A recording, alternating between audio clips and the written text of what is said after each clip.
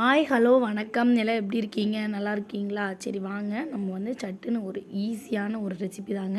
நம்ம குழந்தைங்களுக்கு கேட்ட உடனே நம்ம செஞ்சு கொடுத்துர்லாங்க. அவ்வளோ ஈஸியாக செய்யக்கூடிய ஒரு ரெசிபி தான் பார்க்க போகிறோம். சரி வாங்க, அதுக்கு என்னென்ன தேவை அப்படின்னா, பெரிய வெங்காயங்க ஒரு 2 எடுத்து கட் பண்ணிக்கலாங்க. பச்சை மிளகா வந்து பாப்பாவுக்கு கொடுக்குறங்காட்டி நான் ஒரு ஒன்று தாங்க எடுத்துக்கிட்டேன். கருவேப்பிலை, கொத்தமல்லி தழை அவ்வளோதாங்க. அதுக்கப்புறம் பார்த்துட்டிங்கன்னா இட்லி மாவு, நம்ம வீட்டில் இருக்கிற மாவு தாங்க, இட்லி மாவு. அதுக்கப்புறம் பார்த்துட்டிங்கன்னா அரிசி மாவு, இது வந்து ஆப்ஷனல் தாங்க. நான் வந்து கொஞ்சம் கிறிஸ்பியாக வரதுக்காக அது மேலே தூவி விட்றதுக்காக எடுத்துருக்கேங்க.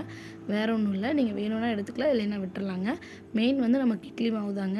நம்ம இதில் இருக்கிற பார்த்துட்டிங்கன்னா ஒரு 2 கரண்டி எடுத்து நான் ஊற்றிக்கிட்டேங்க. அவ்வளோதான், ஈஸியாக செஞ்சு கொடுத்துர்லாங்க. அதுக்கு பார்த்துட்டிங்கன்னா ஃபஸ்ட்டு வெங்காயம் பொடி நறுக்கி கட் பண்ணி போட்டுக்கலாங்க. பச்சை மிளகா, கருவேப்பிலை, கொத்தமல்லி தழை அவ்வளோதாங்க. இதெல்லாம் போட்டு நல்லா பிணைஞ்சி விட்டுறலாங்க. அதுக்கப்புறம் நம்ம லைட்டாக சோடாப்பு சேர்த்திக்கிறனா சேர்த்திக்கலாங்க, இல்லைன்னா விட்டுறலாம். அப்புறம் லைட்டாக உப்பு சேர்த்திக்குங்க. நான் பார்த்துட்டிங்கன்னா மேலே வந்து லைட்டாக கொஞ்சம் கிறிஸ்பியாக வரதுக்காக மேலே அரிசி மாவு சேர்த்திட்டுக்குங்க. சேர்த்து எல்லாம் பிணைஞ்சிக்கலாங்க.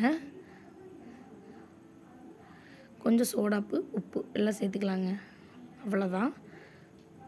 எண்ணெய் காஞ்ச உடனே நம்ம போட்டு பொரிச்சு எடுத்துக்கலாங்க. நான் மேலே கொஞ்சம் சீரகம் சேர்த்திக்கிட்டேங்க.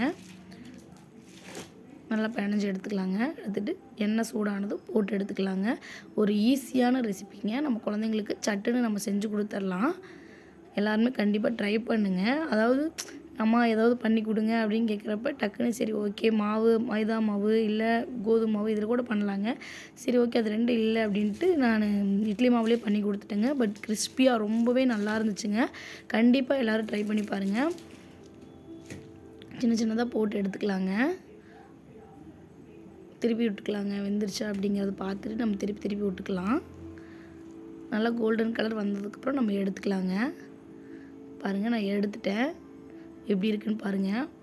அவ்வளோ இதாக இருந்துச்சுங்க. உண்மையாகவே அவ்வளோ சாப்பிட்டா நல்லா கிறிஸ்பியாக, ரொம்ப கிறிஸ்பியாக இருந்துச்சுங்க. கண்டிப்பாக ட்ரை பண்ணி பாருங்கள் எல்லோரும்.